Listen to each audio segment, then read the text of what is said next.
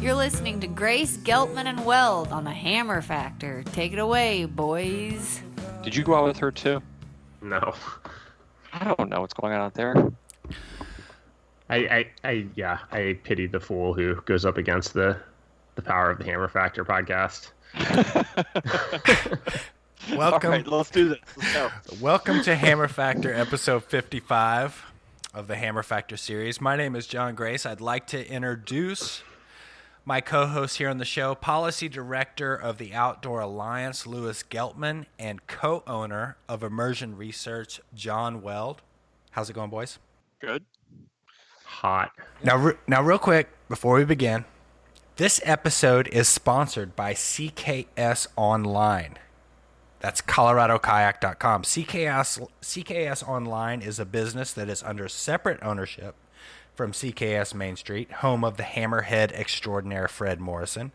CKS Online is also not located in Buena Vista, Colorado, home of the Buena Vista Boogie Board and SUP River Park, and the paddler formerly known as Earl.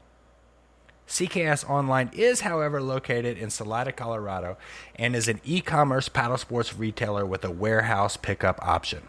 We're here to service all of your paddle sports needs, ranging from drain plugs, wing nuts, and cam straps to rafts, sups, whitewater boats, and everything in between. Use promo code, all in caps, Weld Still Sups, all one word, Weld Still Sups. I'll repeat that one more time, Weld Still Sups, for 10% off your next purchase with CKS Online. It brings me so much joy to say that. I don't know why. I know. Just say it over and over. Great. Dude, the first paddle I ever bought at full retail was from CKS. And I broke it the first day that I had it. And Was it still owned by Jim Solquist at the time, or was this under the Earl and Chad days? it was right around that zone. I don't know exactly when, but I do know that I broke it. I totally messed up the move at go left and snapped it. And I told them exactly what happened, and they couldn't warranty it, but they did give me a new one at cost, which I thought was rad. So CKS Online, big thanks to them for sponsoring the Hammer Factor. Something doesn't add up about that story, by the way. But What do you mean? the first paddle you ever bought, and you broke it at go left? That I bought at full retail. Oh. You know, because I had bought used paddles, or my parents had bought me a paddle, but this was the Okay, first one alright. that I ever went out and bought at full price. All right. Okay. All right. I'm just vetting your story a little bit here. Yeah. All right. I like that. So big show today. Man, we have a very special guest coming on the Hammer Factor today, Dr. Douglas Hetzler. I'll introduce Dr. Douglas Hetzler, but pretty much all that needs to be known is he's the Michelangelo of the ear canal. That's not him making. This is other people are saying this about him. As well, we're kind of, we're going to take the show off the rails today, and we're going to do away with the listener mail and the normal kind of format we've been going with, and we're going to put Mr. John Weld in the hot seat. And I believe, Which is news to me, by the way. I've learned this about a minute and a half ago. So it'll be super interesting to see where that goes. This is going to be what happens when you two are as unprepared as I typically am. We'll see if the show manages to survive. That's actually a really good summation of what's going on here. All right, let's see if we can get the doctor on the line. ENT Plastic Surgery Audiology, this is Debbie. How may I help you?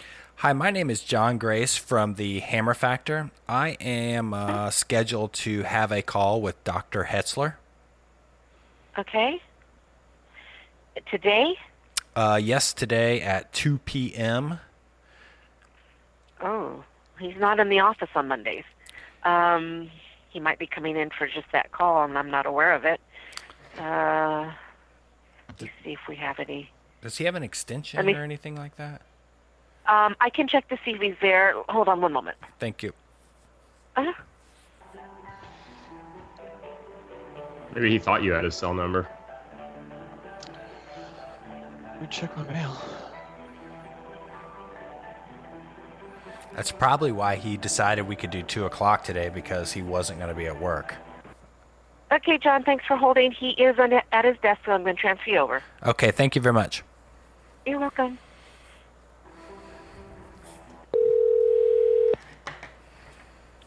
Hello?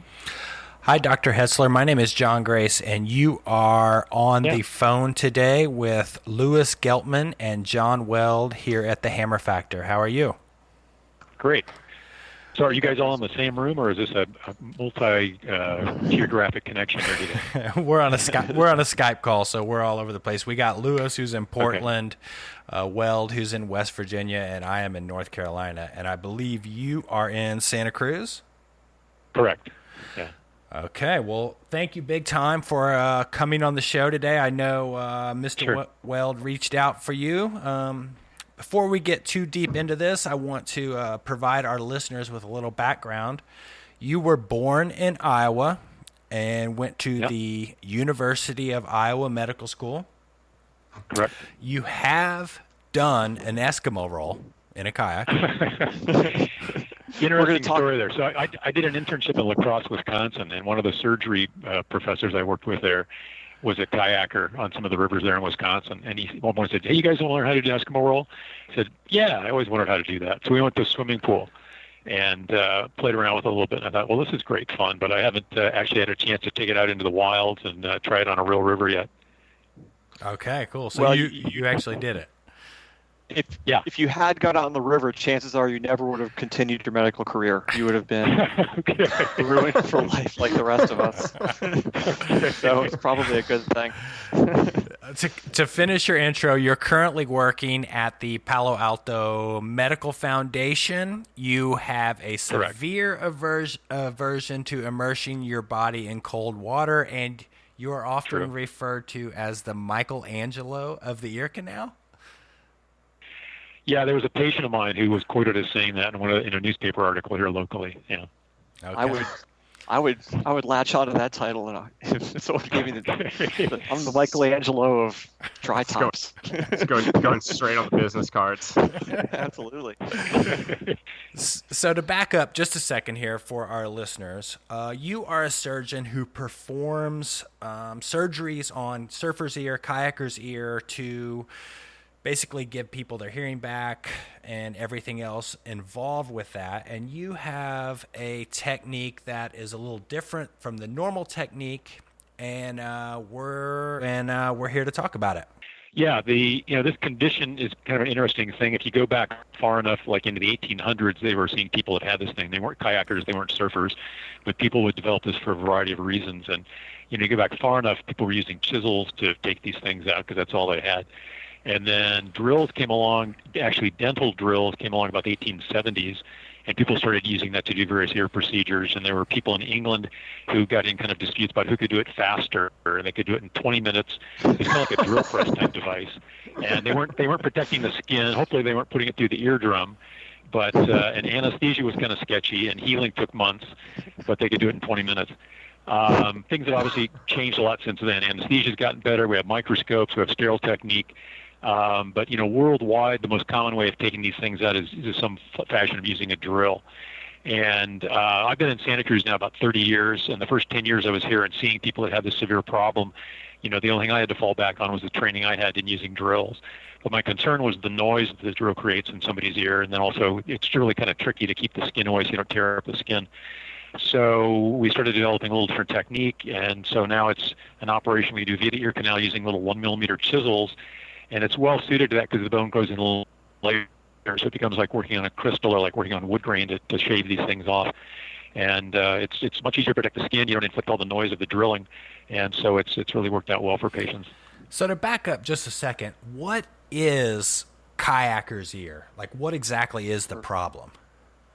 So what it is, it's bone growths that are created along the ear canal. And the reason these happen is that the skin of the ear canal is the thinnest skin of the body. It's literally paper thin. And so it's a very poor insulator. So you get cold water in there, if somebody's in kayaking in snowmelt, the cold water stimulates a reaction in the skin that causes pressure on a layer called periosteum, which is next to bone. Periosteum responds to pressure by generating new bone. So typically over hundreds or thousands of hours in some cases, new bone can be created, and as that bone grows, it can potentially close off the ear canal. Like how much growth are you talking about? I mean, I'm picturing just millimeters of growth can make a huge difference. Well, the ear canal diameter is about 7 millimeters, and Okay. I mean I've had some people where I've gotten 7 millimeter diameter pieces of bone out of their ear. There's usually 3 converging bone formations that but there's all variations. I mean, these things are like fingerprints in a way. Everybody's ear is different in how they grow these. But yeah, it's not a huge area. I mean, the volume of a normal ear canal is about 1/6 of a teaspoon, so it's a pretty small area. So when this bone starts growing, it can create sort of like a dam in there, and then water can get stuck behind it, or debris, or skin layers that normally would be sloughing off and migrating out of the ear, and then you get things plugging up and trapping water, leading to infections, and all that goes along with that. So what's the threshold for water temperature for this to start happening? Well, I saw a study where they talked about 68 degrees, and so that's like here on the Northern California coast, our ocean is between 50 to 60 degrees. And I don't know, for you guys that are in the rivers, I don't know what sort of water temperature range you're exposed to, but the water never gets above 68 here. So as you go further south along the California coast, I mean, there's still people in San Diego that have this problem. You don't see it happening in the tropics. You may get very mild versions of it because if somebody has wet ears and there's a stiff wind blowing, that evaporative cooling may cause a very mild version of this, but nothing like the cold water immersions. I mean, do you see? I mean, we learned about you through a whole bunch of kayakers who have seen you. I mean, how many is kayaking, or do you see kayakers often, or is it just a vast majority of your practice surfers? Majority, I mean, just because of where we are here. I mean, the per capita population, there's a lot more surfers than kayakers. But I've seen quite a number of kayakers, and I think in some respects, I think kayakers may develop it a little faster than surfers do, because I think you guys must be in a little bit colder water, if you're getting the spring snow melts. And so, I mean, I remember seeing one guy who said he'd been kayaking just 2 years, and he looked like somebody who'd been surfing for 10. Yeah. And he was a local guy, and he hadn't really put time in the ocean. So, the colder the water, the more of a phenomenon, the more stimulus as far as creating new bone. Huh. So I mean, I guess what I've always heard is that you generally don't show any symptoms for this until your ear kind of closes up. Is that, and then you can't hear anything, or how do you know this is affecting you? Like, how can you tell? I think most people would say the earliest symptom is, water trapping. I mean, I've had people tell me if they don't wear earplugs in the shower, they can get water in there that'll stay stuck for a week. Right. And that's usually somebody that's pretty far along. But we all have kind of an acute angle, the way our eardrum is angled relative to the front wall of the ear canal. And it can be like what we call a meniscus. Water can sometimes get stuck in there for anybody. But if you're sitting there and having to bang on the side of your head and water's just not coming out, and it's a repeated problem, you may have some narrowing. And I mean, one of the challenges, of course, nobody can see in their own ear. But one of the things that's come along, and I actually was looking at this earlier today, there's some devices that are now on the market that cost in the range of $20 that are like a USB video camera. You can hook into in some cases, a phone or a laptop. They're both PC and Mac based, that they sell on Amazon. And these are like 1.3 megapixel cameras. You could stick one of these in your ear if you ever want to know what your own ear looks like. Whoa! So there's a camera that anybody could buy and actually take Anybody a picture. Can buy. Yeah, these things. I mean, I actually had a patient tell me about this, and so I actually bought a bunch of these. I've been handing them out to various people, and yeah, you can go on something like Amazon and look for. It's like a 1.3 megapixel camera. There's a bunch of companies that market them. It looks like kind of a pencil device with a wire coming out at the end.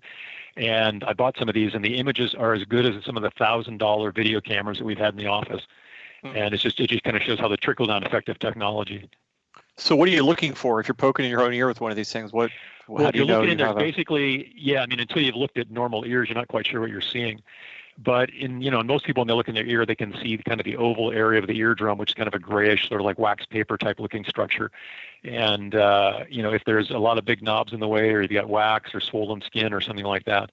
But, I mean, I'm almost encouraging people to get this kind of thing, because then you can monitor what's going on in there. Just like, many people are happy to stick Q-tips down in their ear and do random things without really knowing what they're doing or what's going on in there, and they may make things worse. But if you can, at least see what's going on, then you can have a better idea. Do you have a problem? Is there wax there? Is there bone growth? Is there signs of infection or something else? Oh, wow. I will definitely be including that in the show notes of this show. That's awesome.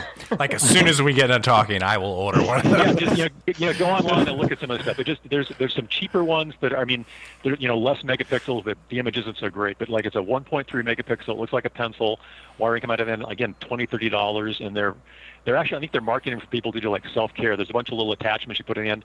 Most people should probably throw those attachments away and just use the camera. But yeah, it's a great way to monitor what's going on. This is already fascinating. We haven't even started. We're gonna have like a whole crop of amateur EMTs in the takeout parking lot before you know it. Yeah. So my wife in 2003, and I think you guys were the same river festival. There was a guy going around, and he had like a contest, right? And he was scoping people's ears and telling people, in the contest was who had the worst surfer's ear. And my wife's ears, he mentioned, had some degree of problem, but she did not want to deal with this because she just heard the surgery was miserable and just had months and months of recovery time. And in 2003, I'm assuming she was referring to sort of this drilling technique you mentioned. I mean, was that the case with drills? Is that it's just a nasty procedure? Again, the usual thing you're going to find is somebody's going to want to use a drill. I mean, worldwide, there are world-class ear surgeons, excellent ear surgeons, who their preferred technique is we're going to make a cut behind the ear, peel the ear forward, peel the skin of the ear out, ream it out with a drill, and put all that back. Right. And again, they're fabulous ear surgeons doing everything else, but I'm trying to make the case for these people. I've given talks throughout the world, published in medical journals on this kind of thing, to show that there is a better way. And I mean, I've had a number of my patients, probably 10% of the people I've operated have had that operation. The bone regrew, and they somehow found their way to me and had surgery with me so they can compare both techniques. Those people have uniformly told me better experience, faster healing, less pain. With what they now know, they suggest nobody ever have that other operation done. But at the same time, worldwide, that's what you're going to find more readily available. That's the training people have. That's the instrumentation they have, and so that's what they're going to do. Is it possible to go out and get have a really bad surgeon and do it? Have you seen terrible procedures done on people where the guy or woman just screwed it up terribly? Well, or is that I wouldn't say terrible, but I mean, this is. I guess I would say this is an easy operation to do badly, and there are things to be concerned about down inside the ear and around that area. And if you start looking at like some of the surfing websites, or maybe the kayaking websites talk about it, but some people have some horror stories they'll share. Yeah. So it's there's important things around that area. The jaw joint is the front wall of the ear canal. In the back wall of the ear canal, there's the nerve that goes to your facial muscles. You've got the eardrum down in the depths. So there's important structures around where you're working. Before we get into exactly your technique, the way you do this, how can people prevent this? Like a surfer or a paddler, how can they just make sure they never come to you? The best way is if you can keep the cold water out of your ear canals. So again, we're saying anything less than 68 degree water. So using earplugs in some form. And there's a variety of earplugs that are out there that can be fine, and you don't have to spend a whole lot of money on custom plugs or anything like that. There's things that are sold in drugstores and probably swim supply places and that kind of thing. Here we have, of course, have surf shops, and they're all very attuned to it here, so they have earplugs for sale here. And it really kind of comes down to is, how well do you want to hear? I mean, if you don't, need to hear particularly well, you can have some very occlusive earplugs that'll keep water out just fine. There are a few models out there that have little channels and membranes that let sound through but keep the water out if people do feel like they want to hear better. And then there's people in Australia, there's a product called Blue Tack, which is an office supply product. It's sold in strips. You tear off a little piece, stick it on the wall, and put a piece of paper on it just to hold things up. So guys in Australia have said that they wad this stuff up, put it in their ear, and it keeps the water out very nicely. It's very sticky, tends not to fall out, and it's cheap and easy. So there's a lot of things people are using out there. What about the wax earplugs? I use those a lot. Yeah, those are fine. Yeah, anything like that's fine. I mean, and you probably don't have to keep every single drop out. It's just if you can cut down on the free flow of water in and out, that's going to be to your advantage. And so the less of that free flow of cold water in and out of the ear is the best way to prevent this. So what's the procedure? People come to see you. How long does it take? What kind of, post-surgery, what kind of, how long do they be out of the water, that kind of stuff? Yeah, so to this point, I've had people come from, I think I've lost track, but I think it's like about 14 countries and 26 states in the U.S. And so if somebody's coming from a great distance, we'll try to coordinate things so we could if somebody's looked in their ear and it's been established, yes, you have a problem, you need the surgery. We could see them one day, and if we schedule all ahead of time and initially do the operation the next day. It's under general anesthesia, so it's in an operating room under general anesthesia, totally asleep. And it's done via the ear canal. And so there's no external incisions, and I'm using a microscope looking down inside there. And even though they're under anesthesia, we put some local anesthetic into the skin to help minimize any bleeding. and then just working down the ear canal, make typically 3 separate incisions inside the ear canal to get the skin away from where we need to shave the bone down. And then just start incrementally shaving it down with these little 1 millimeter chisels. And then the really art to these operations is deciding when to stop, when have you taken enough. And so my goal is to be able to see the entire perimeter of the eardrum and also have a nice outflow channel along the bottom. If you start getting one of these little cameras and looking at people's ears, a lot of people have kind of a convex mound in the lower part of the ear canal that functions sort of a dam. Water can get stuck behind that. And so we're trying to actually improve on the original design, make a nice outflow track there. So if water gets in, it'll tend to flow out more readily. And then in doing this, we're preserving all the skin. And so if you have a skin over a big mound and you take the mound away, there should be plenty of skin to cover that base area. So at the end of the operation, there's typically good skin to cover everywhere. And then I put some antibiotic ointment along the incisions that I made inside their cotton ball in the ear, and we're done. It is possible to do both ears at one operation. The main downside is that people's ears will plug up with blood clot initially for a while afterward until they get the ear clots cleaned out, usually about 5 days after surgery. But then they go off to the recovery room, go home the same day, or leave the facility the same day. Once you're with the effects of the anesthesia, which is pretty well should be by the next day, you can be vigorous, you can run, you can sweat, you can lift weights. We just want to keep water out until the skin is well healed. For people that I'm taking care of locally, I usually see them once a week during the healing process, clean clots, cross scabs, get the skin to heal as quick as possible. Usually we're getting people healed at about 3 weeks. Occasionally it takes a little bit longer. If somebody has infected skin at the time we're doing the operation, we can't clear the infection beforehand. That'll prolong the healing process. But usually back in the water 3-4 weeks with unrestricted activities. So if someone's coming from out of town, how would you deal with that post? So then what we do there is what we ask them to do, and I send a whole information packet to these people, but I ask them to try to establish connection with a local ear, nose, and throat doctor before they come for surgery with me. So some people would come up out of town, have the surgery with me on say a Friday.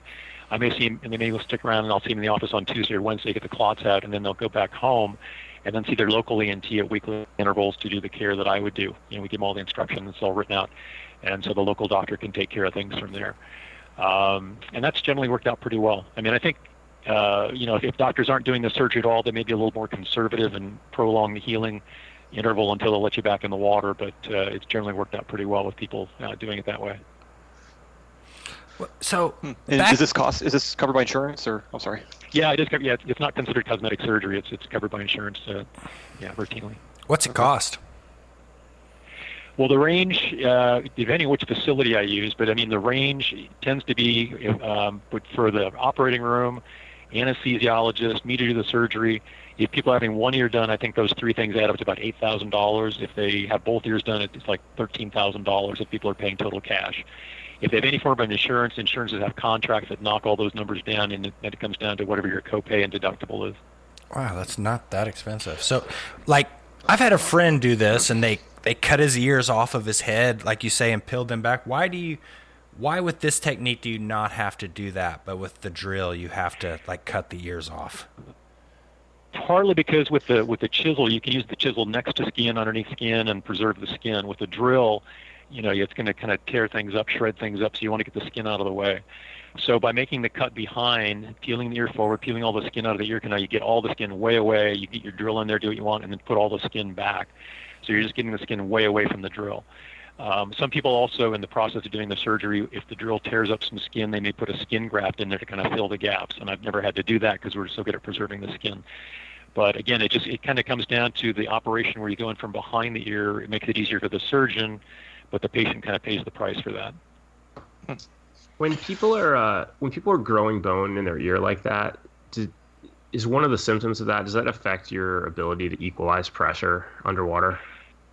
If you're retaining water, people have described that. If it's open, if there's air behind the bone growth, no, it shouldn't tend to cause an equalization issue. That's more typically involved with the eustachian tube, the tube that connects from behind the eardrum to the back of the nose. So like if you're going up and down on an airplane and you can't pop your ears, you build up pressure, that's usually more related to the eustachian tube than it would be anything in the ear canal. But in general, a symptom of this would be that you just can't get water out of your ear. You go in the water and it just will not come out. That would be a flag. That's typically the earliest symptom. Although there are, as I said, there are people that can have fairly open ear canals and still have that acute angle from the front wall of the ear canal to the eardrum that can tend to trap water a little bit. But if it's really prolonged retention of water, it tends to be the earliest symptom that people notice. What about difficulty hearing in like social spaces with a lot of background noise and that kind of thing? Is that common? I think it's just because you're old. Well, it's the bone growth. Unless the bone growth totally closes off the ear canal, it shouldn't dramatically change the hearing. In other words, you could have 90% closure but have normal hearing, and so usually that's a sign of something else is related to the nerves of hearing. And I mean, there really is kind of an epidemic of noise-induced hearing loss when you think about people using personal listening devices and earbuds and cranking up things to create their own little concert experience. I mean, you can do a lot of damage to your ears that way. I was going to ask about that. I mean, is that something that, is that something you're seeing more and more? I mean, I'm imagining a nation of deaf people in about 20 years. I mean, that's a real concern. I mean, I think that there's so much going on out there with noise. And actually, another little plug I can give, there's a free iPhone app called NIOSH SLM. So NIOSH SLM. It's free. And it's a sound level meter you can have on your phone. And it's put up by the National Institute of Occupational Safety and Health, and it's been verified as being accurate. I take that along to concerts, and I usually have a pocket of earplugs. And if they're getting much over 95 decibels, I'll put the earplugs in and hand them out to people around me. We were at a concert recently that they were generating 115 decibels. And that's killing ear volume. I mean, undoubtedly, there were thousands of people there. Undoubtedly, people lost hearing that night, or used well have a certain amount of reserve. You can tolerate a certain amount of loud sound, damaging sound, and feel like your hearing's okay. But once you use up that reserve, then you start noticing it.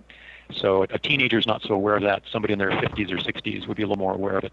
But I think we're heading towards more people having nerve-induced or noise-induced hearing loss because of all these things. So back to the surgery, how long of a wait? Like, are you still accepting patients? I mean, or how long of a... Yeah. No, we certainly are. I mean, I think like routinely, if somebody says, "Oh, put me on the schedule whenever, I'll take the next opening," that's probably October, November, something like that. But we try to accommodate people all the time, and we hit people around the edges. I mean, there are some pretty desperate people that show up. I mean, I might have a few guys. I mean, I remember a guy in his early 30s who came in from Honolulu as a surfer. And he was wearing, earbuds and had a thing and a phone, and I thought, was he listening to music? He was using it as an amplification device because his ears were so plugged up he really couldn't hear. He was really having trouble. Wow. And I've had people come in where their hearing was reduced as much as 70 decibels because they were so plugged up. So it's really kind of a dangerous thing to be trying to go through life with that kind of hearing loss. So we're trying to help people, and and some people are experiencing frequent painful infections. So if we can get this thing open so they're not having that, it can really spare them some misery. So we try to be as accommodating as we can. But routine scheduling can be out in a few months, but we're trying to fit people in around the edges when we need to. So we're reaching a lot of kayakers today, and I have to warn you, or I should ask, do you really want kayakers coming into your office? I mean, I think your receptionist is going to be reaching for the phone. Happy to help. Well, I mean, the good news is that this technique is gradually finding its way more and more places. And I've had people come from. I mean, I had a surgeon come from New Jersey to come out and see how we did it. There's people looking up and down the West Coast. I mean, I've published in medical journals. We're doing a talk at national and international medical meetings. I actually have a talk coming up in England in September and South Africa in October to try to kind of get the word out and make more people aware of it so it is more widely available. Are you the only person doing this type of surgery? No, I mean there are people that have kind of picked up on it. I mean there's a number of people in Southern California, San Diego, Orange County, LA, maybe kind of up to Santa Barbara. There's some people in San Francisco. I mean, I've had people come and watch, and some people are using the technique having just read my my published medical articles. So it's finding its way out there, but I've probably done as many as anybody has, I suspect. I may have done as many as anybody in the world. I mean, like I said, we'll do whatever we can to accommodate people, or if somebody can find somebody locally that can do it for them, more power to them. When you shave off these little bits of the bone and whatnot, how do you get them out of the ear? So when you're doing these things, again, it's analogous to like if you're splitting wood or working on a crystal. So a lot of times what will happen is it's not like it's driving it further in. It'll kind of do a partial separation, and it may be hinged on the inside part.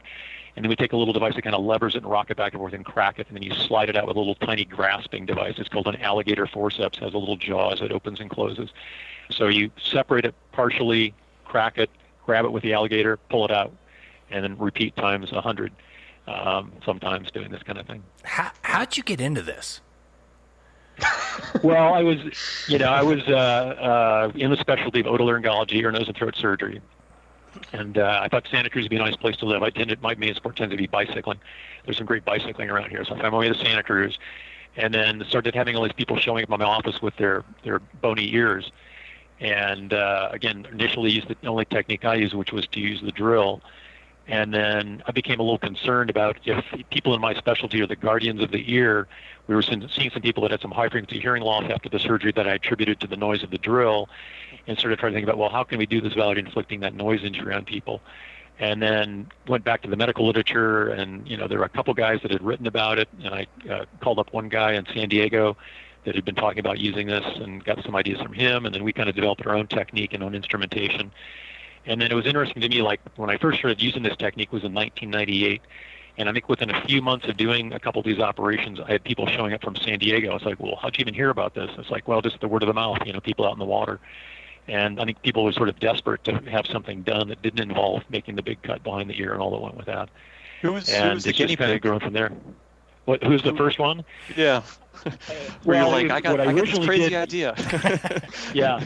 Well, it's not like I threw away the drill one day and totally used chisels. I kind of blended in the use of chisels. So, say, like for those early cases, I'd have somebody had a big mound of bone on the back in a really safe location towards the outside part of the ear. Well, let me try just taking it off a little bit with the chisel here and see how that works. So I took off a little bit there, and then I used the drill the rest of the way. And the next case, well, it worked out well last time. Let me try a little bit more. And then just kind of kept evolving to the point now it's rare that there are rare occasions I might use a drill. If somebody's bone is totally pressing the skin against the eardrum, there's no space, I may make a little bit of back cut with a drill. But that's become less and less frequent. Since the beginning of the year, I think I've probably done 100 ears, and I haven't used a drill at all.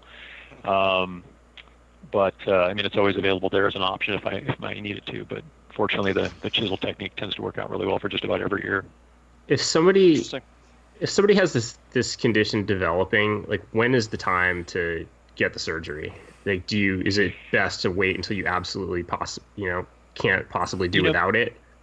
Yeah, my perspective is to let the individual decide. I don't say, oh, you've hit the threshold and you got to have surgery. And I also had some people come and tell me that they were told by ear surgeons that, well, get it before it gets really, really bad because it's a really hard operation to do and it's really, really tight. Which is true, but it's sort of a catch-22. I don't want to be operating on people that aren't really having symptoms and don't need to go through an operation. I'd like to make sure we're doing this for the right reasons. So my approach is generally, in the office, we'll show people, here's what your ear looks like. You know what kind of symptoms you're having, how much trouble it's giving you. Do you want to go through an operation or not? It's really the individual's decision. So I just try to kind of educate them on the whole process and then let them decide what they want to do. But I think for most people, it's a matter of, water's getting stuck in there, and, maybe it's, causing periodic infections that are just annoying. And another thing I might comment on, some people may do okay in cold water with whatever degree of narrowing they have, and they go to warmer water and they have a bigger problem because a lot of times in warmer water, you're in the water longer. There's oftentimes higher bacterial counts, and so people go off to the tropics, to paradise, to some wonderful place, and want to have this wonderful vacation, and all of a sudden they have a painful, swollen, closed-up ear. So a lot of people, I tell them to take along some antibiotic ear drops. If they're going to be going to warm water locations to head that kind of thing off, they could use the drops at the first sign of trouble. A lot of people going from cold water to warm water have a bigger problem. That's so me. Like, I can't get water out of my ear, especially my right ear, to save my life. I don't know. Yeah. Well, and again, I don't know if it's known in the kayaking community as much as in the surfing community, but they talk about putting like alcohol drops in there. Rubbing alcohol, which can help water evaporate, which is okay if you don't have a hole in the eardrum, or it'll burn like fire. And as long as you don't have like scratches in the skin, if there's any irritation of the skin that's abraded or something, that's going to be real uncomfortable. But some people will kind of nurse things along by rubbing alcohol drops in to help the water evaporate and kind of string things along before they need surgery. How about those little electric fans you can put in your ear? My dad does. He swears by this. I think those are fine. Yeah, there was a company. There was a company I know that developed these in Southern California for people who wore hearing aids because they tended to trap a lot of moisture in the ear and cause infections. And then I think they started marketing to water sports people that help the water evaporate. I think those are great. I think that's fine. What are these? I've never even seen these. It looks like a little fan. There's a mechanical one. There's one like a bulb one. Well, go ahead, Dr. Hetzler. You can. Well, the one that I know of, there was it was originally called the Sahara Ear Dryer, and I think the Max company, MACK''S, might have purchased it, and you can get them online or maybe Target or someplace. And the ones I'm thinking of, it's a little rechargeable thing. It's got a battery in it with like a warm air blow dryer that blows out of this little tip, and you stick the thing in your ear, and it blows for like maybe 80 seconds or something, and it's supposed to help the water evaporate. And so those are certainly legit. Is there any kind exactly my dad has that exact brand. Is there any kind of way to heal from this? Like, let's say you're a paddler and you're building up this, bone mass in your ear canal, and you take away the cold, and over time, will it heal itself, or is it just there? I think they can regress a little bit. I mean, bone in our body is a dynamic thing. We're laying down and reabsorbing bone all the time. So they can regress a little bit to go from a severely closed ear to a wide open ear. You're not gonna see that happen, but it can regress a little bit. If somebody's on the edge of really having problems and they become really, really good at keeping the cold water out, maybe it'll regress a little bit. Or there's been stories about people, for whatever reason, they were surfing and then they move away from the coast, or family responsibilities or job, whatever, they're not kayaking, they're not on the river as much. Maybe it'll regress a little bit if you're keeping the cold water away. So if that's what people are willing to do, they can take that route. But in terms of it like really just melting away and just completely disappearing, haven't really seen that happen. Wow. Super cool. That was very interesting. Hey, before we go, can I ask you a favor, Dr. Hetzler? Sure. Can you explain to my wife that putting Q-tips in her ears like 6 times a day is not a good idea? Because she will not listen. So there's a couple things about Q-tips. First of all, if you look on the side of the package, there's specific language: do not put in your ear. Right. If you look at that, it's interesting. It says that because I mean, in my specialty, anybody in my specialty probably sees 1 or 2 people a year that put a Q-tip through their eardrum. Right. So it happens. The eardrum is only about an inch down inside. So what I say, this is probably bad that I'm even saying this in public, but there is a safe way to use Q-tips. If you grab the Q-tip where the cotton meets the stick with your fingertips, that'll limit the depth to roughly a half an inch. The outer half inch of your ear is where the wax is made. There's thicker skin. So to go into that depth and kind of twirl it or rim, that's fine. If you go beyond that, you start risking pushing stuff down by the eardrum or touching the eardrum, which is bad. Also, the further you get in, the thinner the skin gets, so it's easy to bruise the skin or tear up the skin. And we certainly see people that are such compulsive Q-tip users, they kind of irritate the skin, which makes it feel like it itches, like they got to use the Q-tip more, and then they use more abrasion, and it makes it worse, and on and on and on. So if you can break that cycle. But the key is control the depth. Certainly the safest thing is not to put a Q-tip in there at all. And if you get one of those little cameras, you can look in your ear and see if you got wax or not, if you need to get anything out. But yeah, the Q-tip is not the most effective way of getting wax out. It's more like a plunger or a piston, and a lot of times we'll push stuff further in if you have any significant collections in there. Well, how do you get wax out of your ear? What's the best way to do it? So I have the good fortune of having 2 colleagues here that can look in my ears and get this stuff out. But I also have, I can also put the camera there and see if there's anything there, and realize that wax is good. It helps keep the skin moist. It has some antibacterial and antifungal properties. So in general, it just kind of works its way to the outside. Clean it with a finger and a washcloth, and not be sticking things down in there too much. Super rad. This has been fascinating. So, yeah, it's really interesting. Doctor, there's probably about 5,000 kayakers listening to this show, and I'd say probably about 3,500 of them need your service.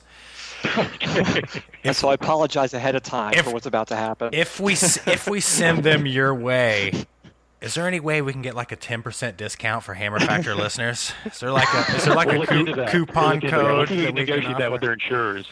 Coupon code. All right. So just how would they get a hold of you? What's the? I mean, I looked you up online. You were very easy to find. So our phone number here. I guess I'll give our phone number out, and we'll hope our receptionist will be waiting. Yeah. The phone number here at the office is 831-458-6272. And we have some very pleasant women that answer those phones and are happy to help people as best they can, as am I. And so if there's a lot of people that are having problems out there, give us all the details and give us your best, and we'll see what we can do to get you in sooner. Okay, so that's 831. You guys be able to stock up on. That's 831-458-6272. Just say Hammer Factor 10 when you call. Yeah. And they'll work on giving you a 10% discount on your ear surgery. That's as best my math can figure out, about $800 per ear the doctor's going to save you here. I would stock up on air freshener for your waiting room right now. It's a pretty grungy Well, I was going bunch. to say, if people, we don't have amazing rivers to kayak out here, but we have a nice ocean. There's some sloughs that have incredible birds migration through here, so there's some great places for kayakers to go. Or if you want to ride the waves, there's a lot of waves up and down the coast here. Yeah, my wife was born and raised right there on Highway 17 off Summit Road, right there near you, between Los Gatos and Santa Cruz. So cool area for sure. Well, that was great. That was incredible. Thank you so much for taking the time, Dr. Hetzler. Yeah. Thank you you so much for calling me, and good luck to you all in your water activities. All right. Great. Thanks again. Oh, man, that was fascinating, huh? Yeah. Dude, my ears are so messed up. I got to figure out like a pro deal or something, like a sponsorship from this guy. I think it's good that we're about to have John Weld on the hot seat here, because I think we need to get into John's secret ambitions of being a doctor, because I feel like you've got the ear guy, you've got our infectious disease specialist, we got Brent on. It's interesting, right? Well, I think it comes. I think you have a little. Think it's a fetish? Closet doctor in you somewhere. In a different life. Oh, listen, we had a caller calling about Surfer's Ear, and I mentioned to Karen, she's like, you have to get this doctor on. I'd mentioned to Grace, and he was like, yes, absolutely. You're the only one poo-pooing it here. I'm not poo-pooing it. Oh, that was great. All right, so this is our second half of the show. Somehow we got over our time limit in one call. I don't even know how that happens. But we're putting Mr. Weld here in the hot seat, so we're gonna pull the layers off. What is the hot seat? I don't even know what this is. Well, basically, this is where we kind of peel off the layers, get a little deeper, give our listeners a little inside scoop into everything that is John Weld. A lot of this I know, a lot of this I don't know. Lewis really hit rock bottom. Lewis has known you for a long, long time, and I'm sure he'll have some insights. Lewis, chime in here anytime you want. I have some questions. I'm going to read through these, but feel free to. This is going to be like the this is your life, John Weld kind of deal. We should have lined up some guests. The condition, I'll do that. I'm fine with this, but I insist on a hot seat for John Grace. All right, we'll do that at some point. And it's going to be hot. Grace really is sort of the mystery man of the podcast, as I feel like at least one emailer's pointed out in the past. He will obfuscate and cloud over and dodge. There'll be no... We're going to have to pry answers out of him. John, where were you born? And tell me about your parents. What'd they do? I was born in Sibley Hospital in D.C., and my dad was an English teacher in Montgomery College, and my mom she had a bunch of jobs. She taught French at an elementary school, and I think she taught French at George Washington. She passed away when I was a kid, so I'm a little hazy on the details, but that's the long story, or the long story short there. How old were you when your mama passed away? I was 11. She had cancer. 11? 6th grade. So they both sort of had a language background. This must explain why you're constantly correcting my grammar.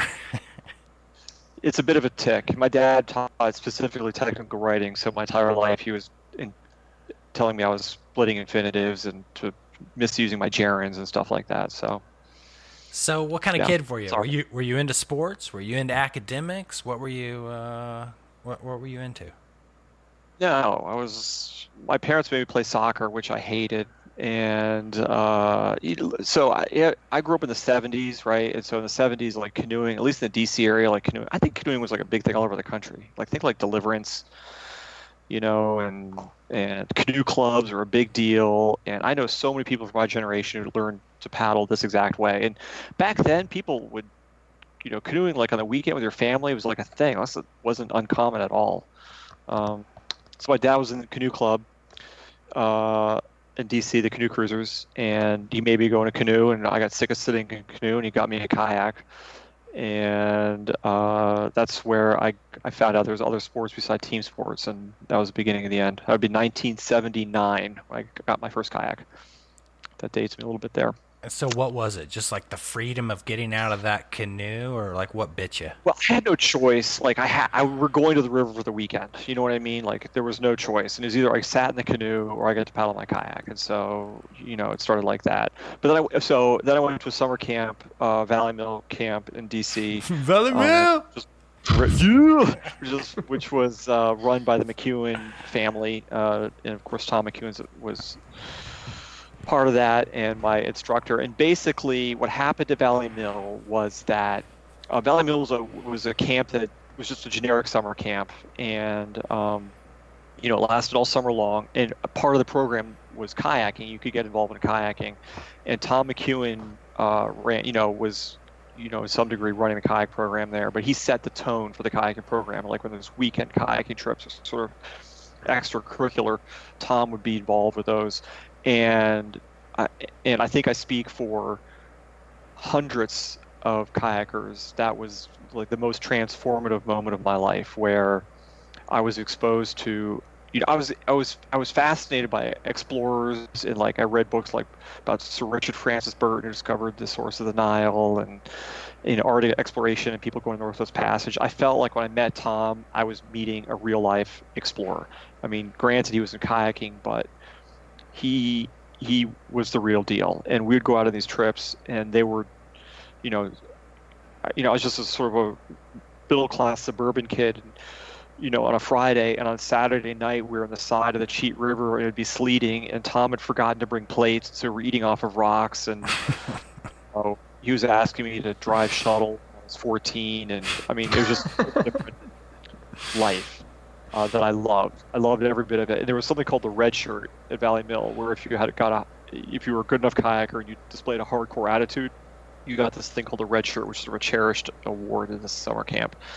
And getting the red shirt was so important for like 4 years of my life. And you had to demonstrate this hardcore attitude, which meant basically you had to put up with all manner of horseshit from whoever's running the kayaking program and not complain at all.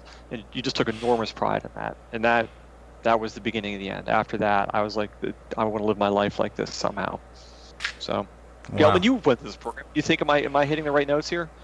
Yeah, for sure, man. I mean, it's kayaking, but it's also like an ethic, Right. It's like the hardcore attitude. Right. That is like, that defines everything that you aspire to. And it's like who is the most hardcore? Like who could put up the most nonsense? Be the most cold and complain the least, be the most scared and still, put the spray skirt on, peel out, and run the rapid. You know what I mean?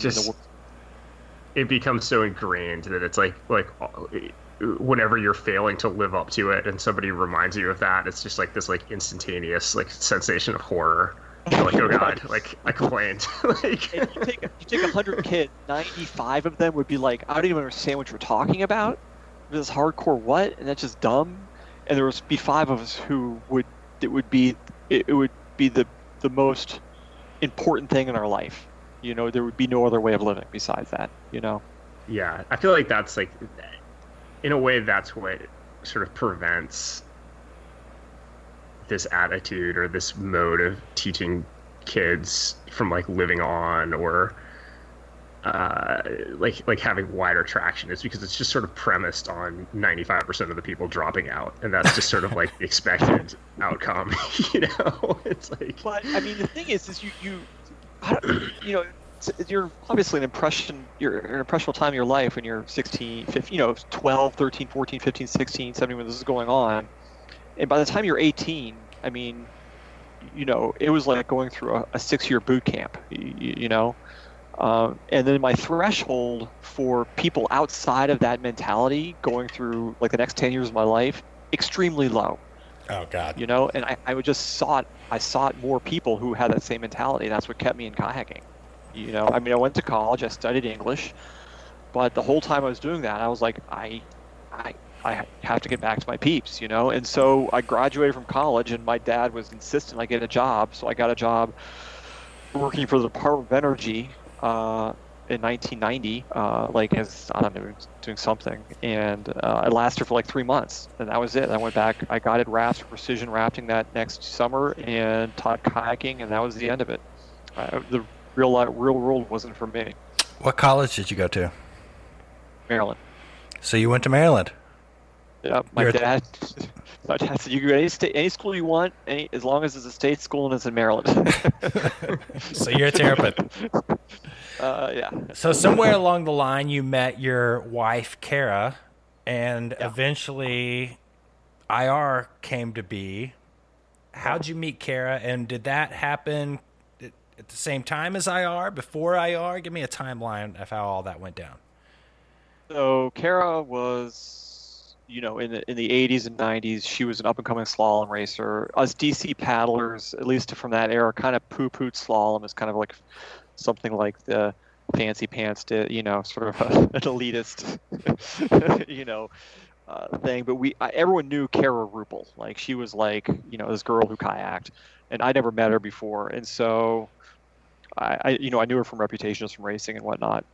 And so my junior year in college, I was driving on the Beltway in my VW Bug with a wildwater boat on the roof, and Joe Jacoby drove up next to me. Joe Jacoby was also on the C2 U.S. team for C2 and ended up winning the gold medal like 2 years later in the Olympics. But he was passing us in the Beltway, and Kara was in the car with him. And he was rolled on the window and was like, "Weld!" And so we pulled over at an exit, and that's where I met Kara.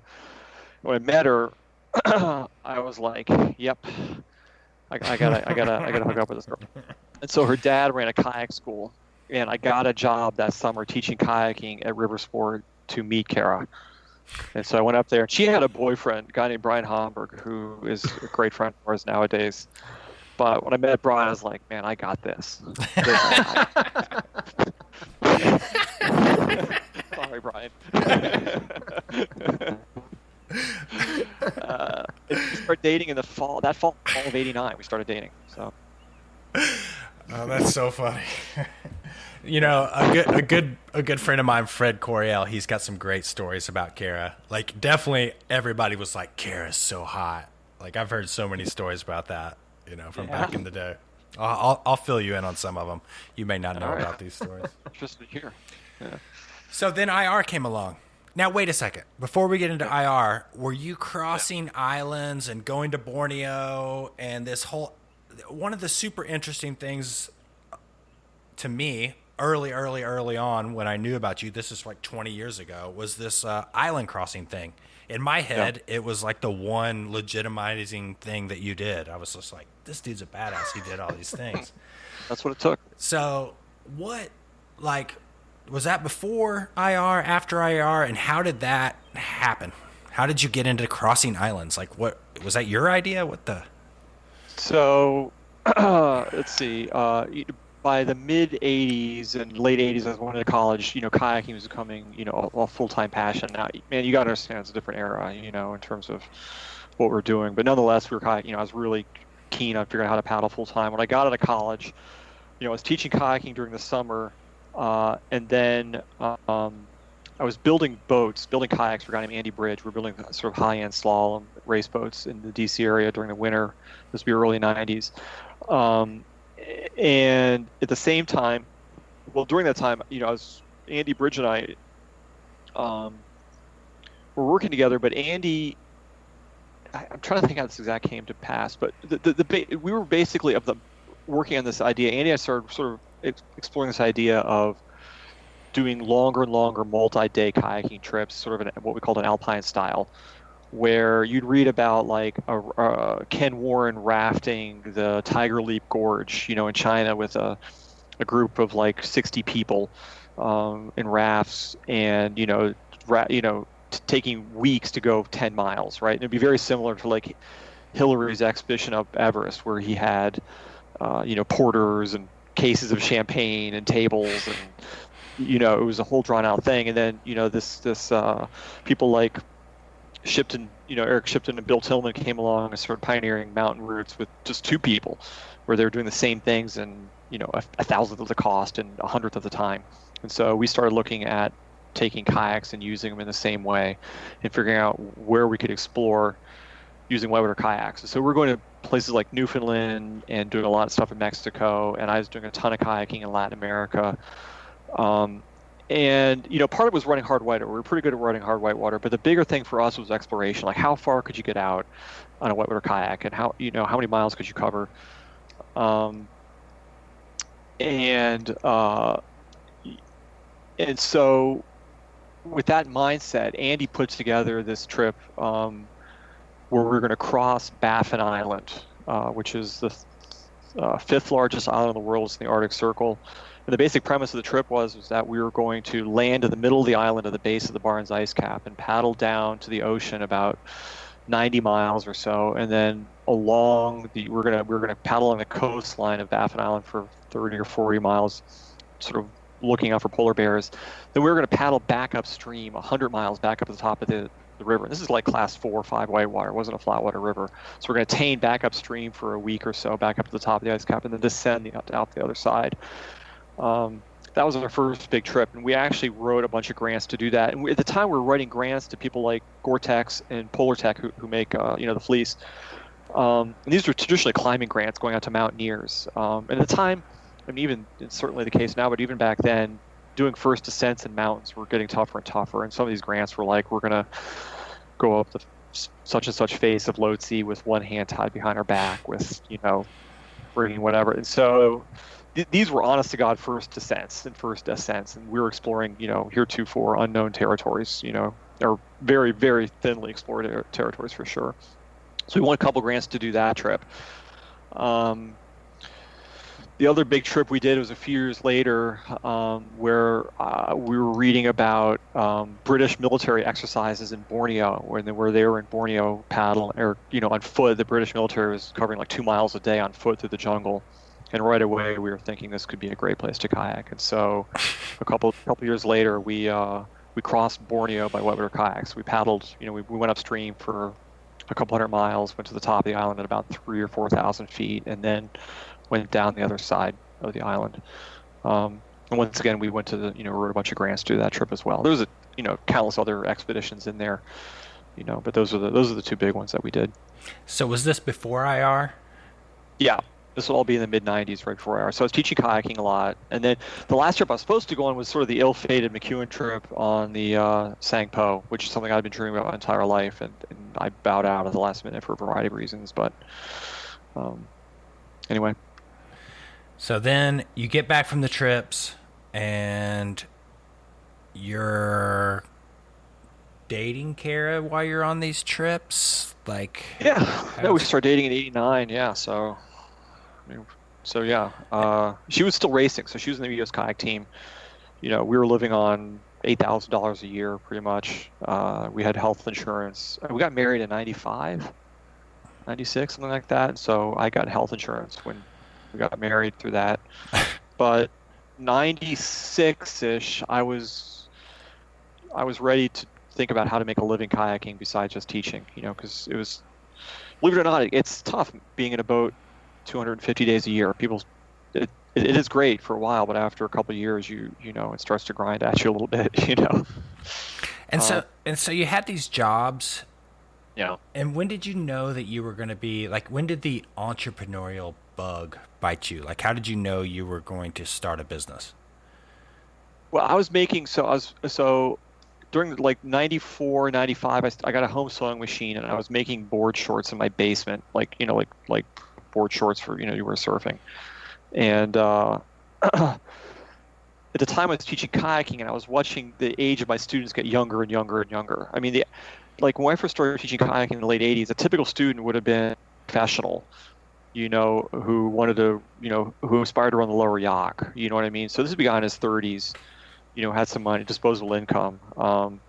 Creek boating and sort of the extreme side of kayaking really wasn't a thing, but by the mid-'90s, it was becoming a thing for sure. And the age of my students was dropping into the 20s. And kayaking gear at that time, if you look back to the 1988, would have been like Stolquist, would have been cutting-edge kayaking gear. So black or blue or teal. Those would be your color choices. Very basic stuff, but no. was some generic outdoor gear. There was no personality to it. And so anyway, I was making board shorts, which is what I wore kayaking, because I used to get, most people who paddle every day on the water, if you wear mesh line shorts, you get ass rash like nobody's business. And so I was making board shorts in my basement on a home sewing machine.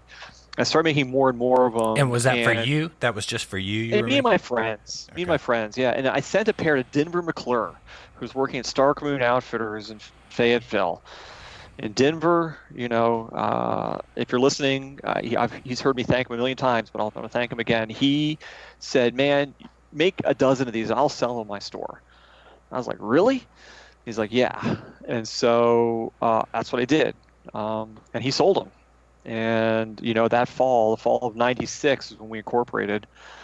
I was like, we should do this for a living. And so I knew nothing about sewing, but I had a couple $1,000s saved up, and we bought 5 industrial sewing machines and moved them into a sort of a closed up Ford auto body shop in town here in Confluence. We cleared the dust away and set up our sewing machines and started sewing shorts. And that was the beginning of IR. Huh. So it was a crazy time. I mean, kayaking was growing gangbusters, and I started sewing full time in the fall of '96. I stopped building kayaks and teaching kayaking, and I sewed full time. Working a sewing machine for about 4 or 5 years. And in '96, we had 2 employees, Kara and myself, and she was answering the phone and setting snaps and cutting fabric, and I was sewing. By 2001, I think we had 50 people working for us. So we're almost 50. Yeah. That's wild. So I remember it was crazy. I remember hanging out with you at the slalom race in Snyder's Mill, New Hampshire, and I thought this was more like '97, but like when you were trying out potential names for IR, and the candidates You're definitely poking around. Yeah. I think the candidates were Snagware, which was my vote. We didn't think this was going to be a business. You have to understand, when we started this, we were like, this is going to last a year, and then it's going to fall apart, Icarus, I think something was another one. Icarus? Yeah, that sounds right. Yeah, I remember that. But this is very jokey. We were not serious about this. We kind of were, but... So at some point, you've decided to become an entrepreneur. You don't realize it, but after a few years, you've become unhireable to anyone else, so you're stuck. I'll tell you what happens. There's a whitewater analogy. What happens is that when you start your own business, unless you come for money or you have some investor, which we certainly did not and do not, you have to at some point bet way more than you can afford to lose. It's based on a Churchill quote. You don't really learn the rules of the game till you bet more than you can afford to lose. And it's just like running a rapid. At some point, you're going to decide you're going to run that rapid. You're going to peel out, and there's not a lot you can do until you get to the bottom. All your buddies are up in the bank watching. And yeah, we hit that point pretty early on, about '99. The financial reality of IR was that we couldn't afford, unless we were willing to lose everything, we couldn't afford to not do it anymore. So that's when you're forced to becoming an entrepreneur. I guess the entrepreneur is the person who can look at that and be like, yeah, okay, we're going to go forward. Because I think a lot of people get to that point where like, no, I don't have the stomach for this. Yeah, for sure. I always find entrepreneurs and all the businesses and people I've worked with super interesting and a totally different perspective on the way things are happening all around them. What advice would you give for someone like, we've interviewed some people starting kayaking companies and things like that for even outside of whitewater. Anybody who's listening who wants to start some business, what advice would you have for them? Yeah, I give some very short, good advice, I think. First of all, everyone's going to tell you you can't do it for whatever reason. We started IR. My dad said it was the stupidest idea he'd ever heard. Because he wanted me to get like a real job with a pension. He taught English for a bunch of years and it worked out well for him. Don't listen to them. People are going to say you can't do this because everyone else is doing it, or your idea isn't good enough, or whatever. The thing is if you have a product, if you have a decent product, if you answer the phone and you're honest to your customers and you treat your customers well, and when people call you, you give them the straight answer and a knowledgeable answer, and you have their best interest in mind, things always seem to work out. And if you think about your experience dealing with customer service, especially now, because I feel so strong, we're such a customer service experience, that when something breaks, like your cell phone or your TV or your cable goes out, you know it's going to be a clusterfuck. It's just not going to work the way you want it to work, and it's going to be a huge waste of your day to deal with this. People are shocked when you can help them right away. You know what I mean? And if you can do that, no matter what you're doing, I think that's going to be a tremendous benefit to your business, and it's going to make things a lot easier. Yeah, I think that's super good advice. A long time ago, I figured out that even if you can help someone make a buying decision, and it's not your product or your service, but you've helped them make a decision, in the end, they're going to like you for that. You've helped them, even though it didn't necessarily benefit you. It's like, the next time around, you're going to be first in the list. What about your favorite product, your biggest successes? What are the things that that you've made? Which, I mean, you guys have made everything from elbow pads to back bands to so many different things. What's your favorite products? The ones you are like, yeah, this was a badass idea.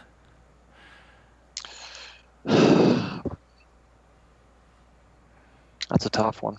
The seat is hot. Yeah.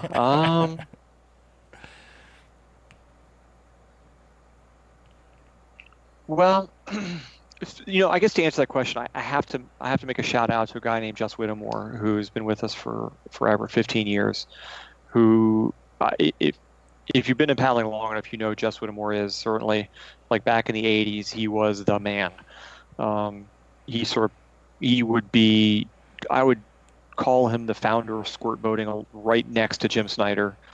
Jim and Jeff sort of pioneered a sort of a smaller, sleeker squirt boat, but he was the first making these long squirt boaty type things. And in 1988, there was no one cooler than Jess Whittemore. But we were fortunate enough to get him on board in the 2000, somewhere in 2002, something like that. But he's a mechanical genius, and so he's over the past 15 years, a lot of what we make is the extensions of his ability to figure out materials and concepts, stuff like that. And so, if you ask what our favorite product is, the most interesting product we make is the dry suit. It's the most frustrating. It's the most difficult. It took us the longest to figure out how to make, but when it's done right, it's definitely the most rewarding. And I mentioned Jess because I don't want anyone to get the impression this is just me sitting, designing all these things myself. It's not. This is a collaborative effort, and we're all involved. And Jess, is so much a part of like figuring out how to get tape to stick to weird things and how to test all these things and sourcing material and all this stuff. But, as a business, I'm going to say, the dry suit. It took us, like I remember giving poor Daniel Deliver, and we gave him our first dry suit we ever made. He took it to the Stikine. It was like a sort of a puke brown dry suit. That poor guy froze his ass off in that thing because it sucked. And we made some shitty dry suits in the years after that. And I think I've taken care of any customer who's since gotten those. Very expensive to learn how to make those. You have to have a real stomach for losing money and pain to put up with it.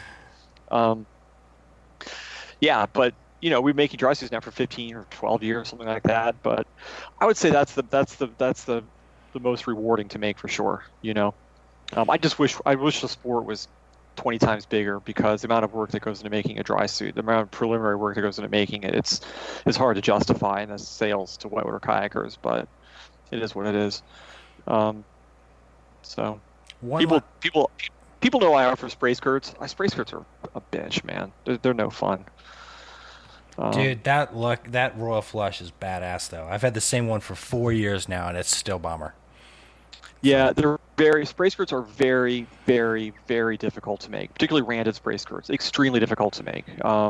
They really, if you look at the money, it makes no sense. Making a randed spray skirt. It's really a craft. It's not like a pair of shorts. You put in an assembly line, you can make it. Randed spray skirts are an art form. They're basically, every single one has to be put together with craftsman-like quality. It's a work of passion, but it's not it's not great for the bottom line. I'll tell you that. You know, I'm really excited where we are with spray skirts right now. I mean, but it's a tough one. I gotta say that spray, like the IR spray skirts, is like that is one of the only like perfect products that I know of. You know, like I feel like almost. I mean, as you well know, I have complaints about everything, and every single thing there's something I wish were a little different. Yeah. And it's like, you know, like there's just like a couple things that I own that I'm like, that is like a pretty fucking spot on product. You know? Yeah, I'm in the same boat. I can't even think of what else I would put in that category, you know? It's tough. We have to make our spray skirts fit a wide variety of cockpit rims because stores and customers don't want to have to choose from 10 sizes. You know what I mean? They want to choose from 3 sizes the most. You know, large, extra large, XXL. That's about as much as we can get away with. So these things have to stretch to fit all these crazy shaped rims boat designers keep coming up with. And when you do that, the materials you can use for a spray skirt drastically narrowed down. I mean, there's neoprene. And the reinforced material you can put in neoprene that stretches to meet all these things and puts up with the abuse that whitewater kayakers give it, that's still under, you know, makes the skirt still come under $500. Extremely small. I mean, it's not an easy product to design, you know. So getting towards the end of my question list here, what you've seen the ebbs and flows of the sports, obviously through this interview, starting way back in Valley Mill. Like, where do you see the future of whitewater? Like, I know I know there was a time when it was going to be big. You know, there was a time that everybody thought this was going to be the next snowboarding or whatnot. But like, realistically, right now, what do you think? Are we in a growing sport? Are we in a dying sport? What do you think? I think the future of the sport's in river running. You know what I mean? I think you have play boating and SUP and whitewater SUP and stuff like that. But you know, I think those are diversionary. I think the thing that hooks people for life in kayaking is river running. You know, putting on in one place, taking out another. Right? And so, I mean, that's where I think we need to, you know, in terms of promoting the sport, that's what we need to focus on. And by the way, are we going to do rants and raves today? Why not? But don't get into it yet. I got a serious rant. The biggest challenge we face, like, I think is, at least in the United States, is, you know, people say, well, you know, and this is true to an extent, you know, only certain number of people are going to go kayaking. You know, there's just a lot of people are just going to be too scared to flip over, and that's always been true, right? And so that's always going to be a limiting factor in the sport. You know, that people just don't want to flip over in a kayak, and I understand that.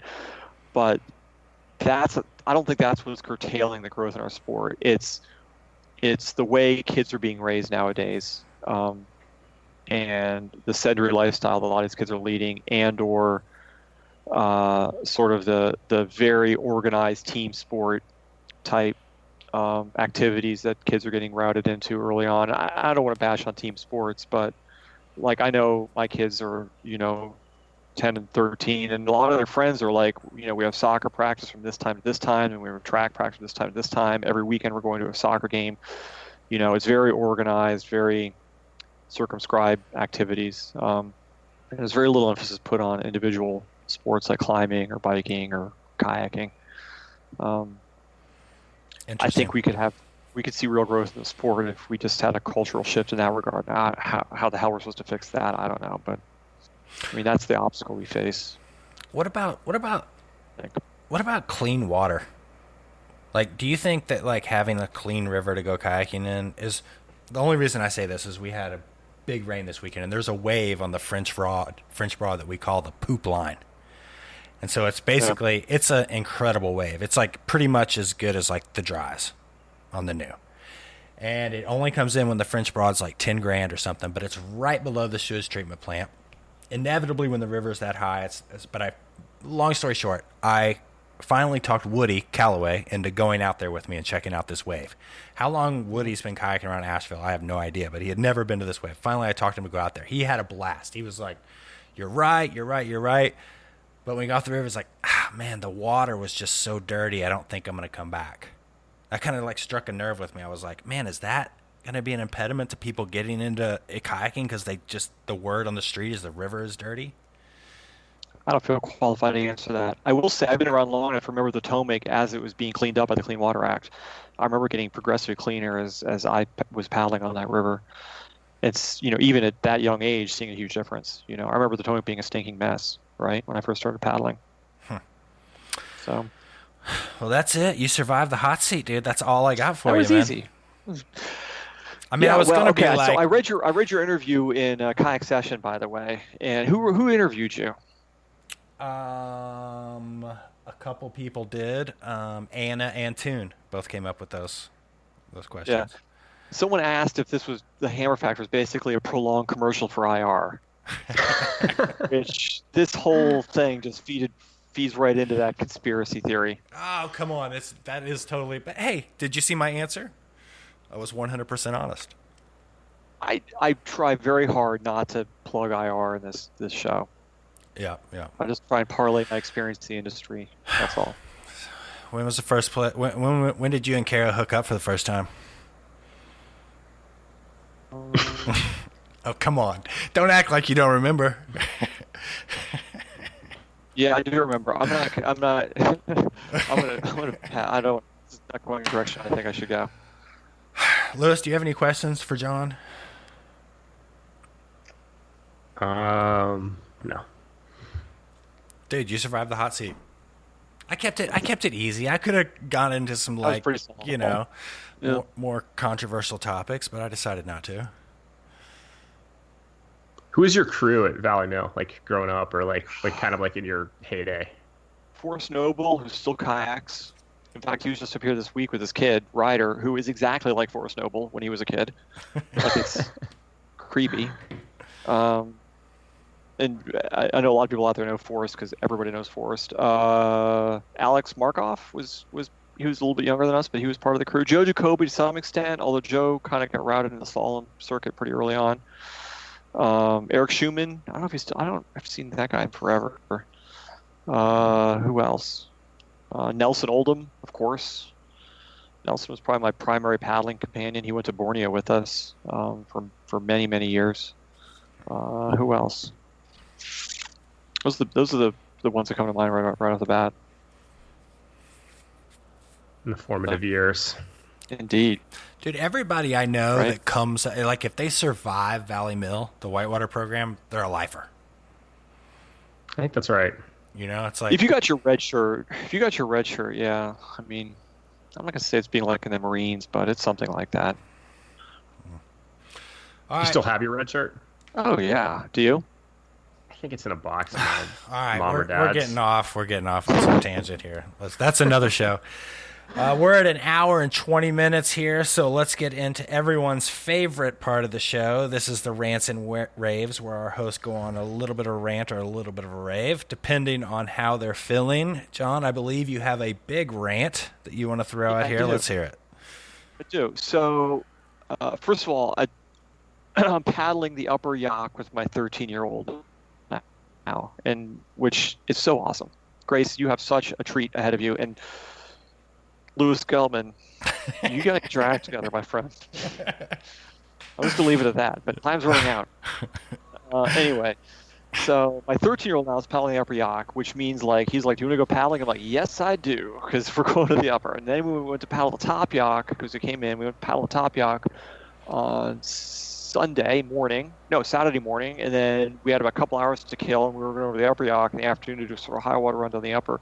So we decided we're going to go to ASCII, the artificial course at the top of Wisp, to check it out because you'd never seen it. So we pull up and it's running. There's people going down the river, right? And so here is this multi-million-dollar artificial course. It actually looks pretty fun. I mean, it's a quarter mile long or something, but it has some interesting features and some rafters going down. And we go over to see if we could kayak this thing, right? And so we get routed into the main office of ASCII, which looks like a rest stop as you enter Maryland. There's some touristy bric-a-brac, and some T-shirts that were whatever for Maryland. And then there's a very pleasant-looking sort of elderly woman behind the counter. And I'm like, what do we need to do to kayak today? And she goes, well, you got to first schedule a rafting trip to go down the rapids in the raft. You have to do that first, which is going to cost however much money. And then you need to have a guide take you down in the kayak, right? Dude, things have gone off the rails up there, huh? And so, right? And so I'm like, what are we doing here, guys? So we're in between the top yacht, which is, class 4+. We went to the upper yacht running 2.5 feet, which is, a stout level. And not stout, but, relatively highish water. And totally shut down on ASCII. I don't know. It left such a bad taste in my mouth. I'm like, what the hell are these people doing up here with this resource, That's so lame. It is that so sucks. lame. Just lame. Lame. ASCII, if you're listening, get your shit together, man. You need to figure out how to get some kayakers on that river. You have this resource here. Jesus. Well, I'll back that up with a rave. So, do you guys know Tad Dennis? Yes, I know where you're going with this. Okay, so I recently just had some dialogue with Tad Dennis. And so Tad goes up to the Stikine with a lot of other of our friends, Jeff Calhoun, the whole crew that goes up there, which, I'm extremely jealous. And I'm always just following the flows. And I've got a ticker that every morning I get a notification that tells me what the level is. And the whole 9 yards. And Tad, C1er, if you know Tad, goes out there in a C1, runs Site Z on the Stikine. So without getting into too much detail, anyone who ever goes out there in that place in the middle of nowhere and runs that rapid and does so successfully, it's a big deal. Well, then Tad goes back up, gets down to the bottom. I don't know if he's got an extra boat or if he goes in and puts his outfit in or how he does it. But then he decides to go back up, do another lap in a kayak, and paddles the whole river and also runs Site Z. So I'm just going to say, as someone who has paddled a C1 and hand paddled and all sorts of stuff, to just go up there and repeat that back to back, I'm blown away and I'm raving about Tad Dennis. So find him on the social platform or whatever, because if you want to see someone doing something totally I don't see anybody else doing to that level. A C1, I bet there's kayakers out there who have never seen a C1 on the river, right? You could paddle for years in the lower yacht and not see a C1, or at least a season. Yeah. A C1 makes no sense as a whitewater craft. It's silly, but yet people silly. do it, right? I mean, no sense. And maybe as a slalom discipline, I can see kind of a lineage there, but as a whitewater craft, it's like skiing with one ski. Your other foot just hanging out, just flailing. Right? Yeah. Lewis, am I right? And Tad's a guy who's been C1ing for forever, and he's been kayaking for 2 years, and his line was way better in his kayak. So I don't know what's. So when you run Site Z in a C1, you're basically making a mockery of that rapid. As far as I'm concerned. God, for all I'm amazed if there's any C1er on Earth who has enough confidence in his home crafted outfitting to send himself into that thing. Be like, flew out a thigh strap, Right? Credit where credit's due. Big rave to Tad. Yeah, and I know that if you are thumbing through Instagram now, it's all you're seeing is Site Z lines, and you see that people are running this thing more and more frequently. But do not let that lead. Don't have that lead you to believe that is not just phenomenally gnarly rapid. I mean, it's a testament. It's there's rapids out there where the right side of the spout or something, where when we were kids, we were if you go over there, you're gonna die. And then everybody started running them, and it's not that anybody got better. It was they just are seeing it with fresh eyes, and we were wrong. Site Z is not like that. No, Site Z is actually that gnarly, and it's just that the level of kayaking going on up there is just that high, because it is all you imagine it to be in your worst nightmare and then some. One of the guys at IR heard this Tad Dennis thing and declared that Site Z was the next Gap Falls.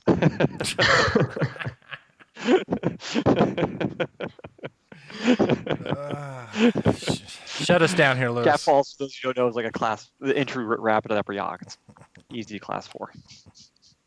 Class 3, I'd say. Yeah. Man, this is a lame rant, but I'm so sick of summer. I hate summer. It's so hot here. There are tourists everywhere. There's no water in the river. The bike trails are like moon dust. Just like every day it gets to be 5 o'clock, and I'm like, thank God it's one day closer to winter.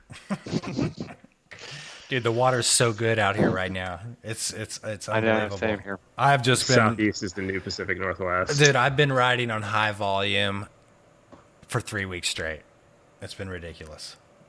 I know we've had tons of rain here too. And Lewis, by the way, I'm moving out there next week. I eagerly anticipate your arrival. I'll make up the couch. All right. I don't know what I'm getting myself into. There's Hammer Factor number 55. Thank you so much for listening, and we will hopefully have another one coming soon.